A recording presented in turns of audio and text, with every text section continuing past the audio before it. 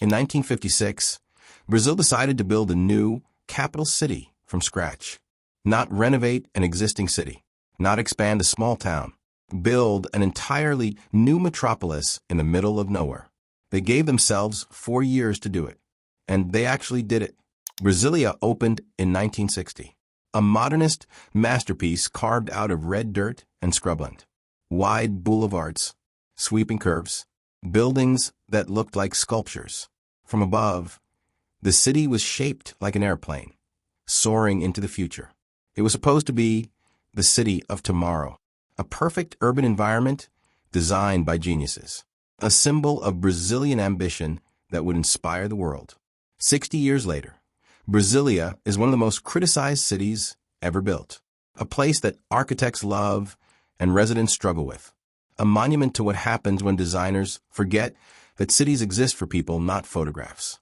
This is the story of how the best intentions created one of urban planning's greatest cautionary tales. To understand Brasilia, you have to understand Brazil in the 1950s. The country was booming. Industry was growing. The middle class was expanding. There was a feeling that Brazil was finally becoming a major power. But the capital was still Rio de Janeiro, a coastal city, a colonial city, a city that looked backward to Portugal rather than forward to the future. And critically, a city far from Brazil's vast interior. For over a century, Brazilian leaders had talked about moving the capital inland. The idea was to open up the country's heartland, to shift population away from the crowded coast, to make a statement that Brazil was more than beaches and carnival. President Juscelino Kubitschek made it happen. He campaigned on the promise of 50 years of progress in 5, and building Brasilia became the centerpiece of that vision. The site chosen was a plateau in the Central Highlands, red earth, sparse vegetation, almost no existing infrastructure. The nearest major city was over 1,000 kilometers away. Building here would require creating everything from nothing. Kubitschek held a design competition. The winner was Lucio Costa, an urban planner who submitted his entry on 5 medium-sized cards. Simple sketches, a cross shape, later refined to resemble an airplane or a bird. 2 axes crossing at the center, government buildings at the head, residential areas along the wings. The architecture would be handled by Oscar Niemeyer, already famous for his flowing concrete forms. Together, Costa and Niemeyer would create a city unlike anything the world had seen. Construction began immediately. Workers flooded in from across Brazil. They were called candangos, a term that originally meant someone crude or unsophisticated. They lived in temporary camps. They worked around the clock. They built Brasilia with their hands in conditions that would be considered dangerous today. The speed was extraordinary. In less than 4 years, a functioning capital emerged from nothing. Government buildings, residential blocks, a cathedral, a Congress, a Supreme Court, all connected by highways and surrounded by an artificial lake. On April 21, 1960, Brasilia was officially inaugurated. World leaders attended. Magazines published glowing features. Brasilia became an instant icon of modernist achievement. And then people had to actually live there. The problems became apparent almost immediately. Costa and Niemeyer had designed a city for cars, not people. The distances between buildings were enormous.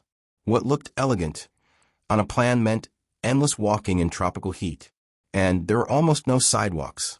The residential blocks, called superquadras, were supposed to create community. Each block would be self-contained, with its own shops, schools, and services. Residents would have everything they needed within walking distance. In practice, the superquadras felt isolating. The buildings were set far apart, surrounded by empty grass. There were no traditional streets, no corners where people naturally gather, no density that creates the random encounters cities thrive on. Where was the street life? The cafes where you might run into a friend? The small shops where owners know your name? Brasilia had none of this. It had monuments and highways and vast empty spaces that looked beautiful from the air and felt desolate from the ground. The city also had a fundamental contradiction built into its design. It was supposed to be egalitarian, a fresh start where social classes would mix. But from the beginning, The workers who built Brasilia were not allowed to live in it. The candangos were housed in temporary settlements during construction. When the city opened, they were expected to leave. But they didn't. They had built this place. Their families were here. Their lives were here. So they stayed in what became satellite cities, ringing Brasilia at a distance. Today, these satellite cities house far more people than Brasilia itself. They're crowded, chaotic, and full of the street life that the planned city lacks. The workers' descendants commute into Brasilia to clean its buildings and maintain its grounds, then return home to communities the planners never intended. This is the cruelest irony. Brasilia was designed to transcend class divisions. Instead, it enforced them more rigidly than almost any city in Brazil. The wealthy live in the plan center. The poor live in the periphery. The airplane shape that looks so elegant on maps is really a diagram of segregation. The design has also proven remarkably resistant to adaptation. Normal cities evolve. Buildings are repurposed. Streets are narrowed or widened.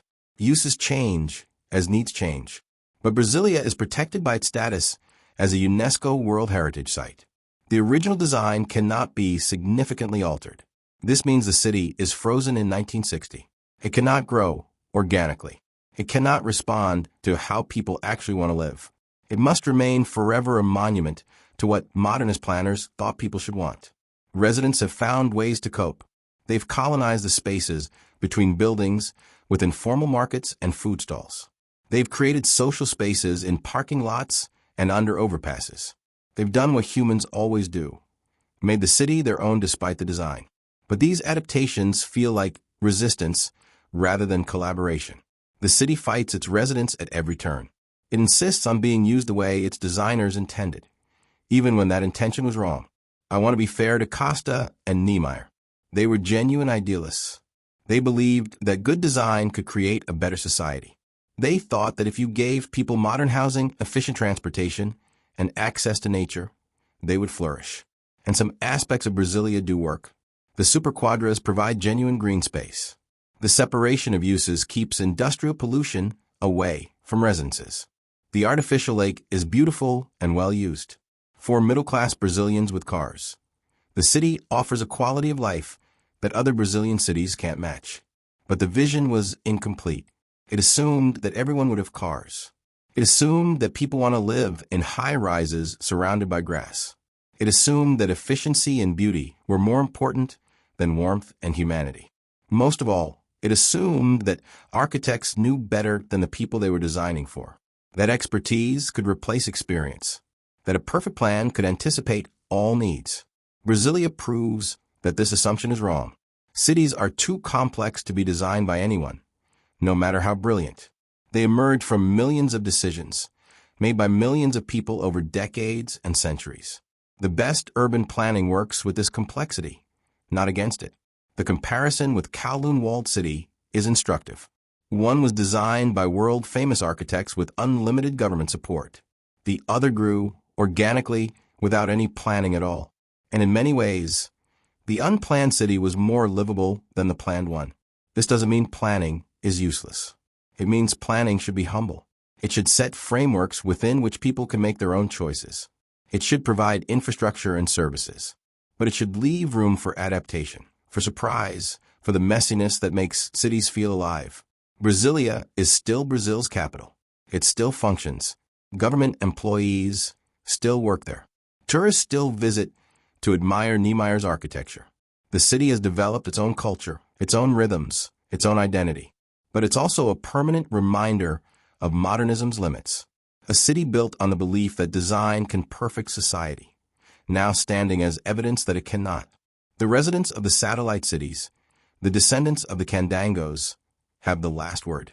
They built the city of the future with their hands, and they were never allowed to live in it. Their communities, the ones the planners didn't want, are now the living heart of the region. Chaotic, crowded, imperfect, and human in all the ways Brasilia was designed not to be. If you want to understand urban design, study Brasilia, not as a model to follow, but as a warning to heed.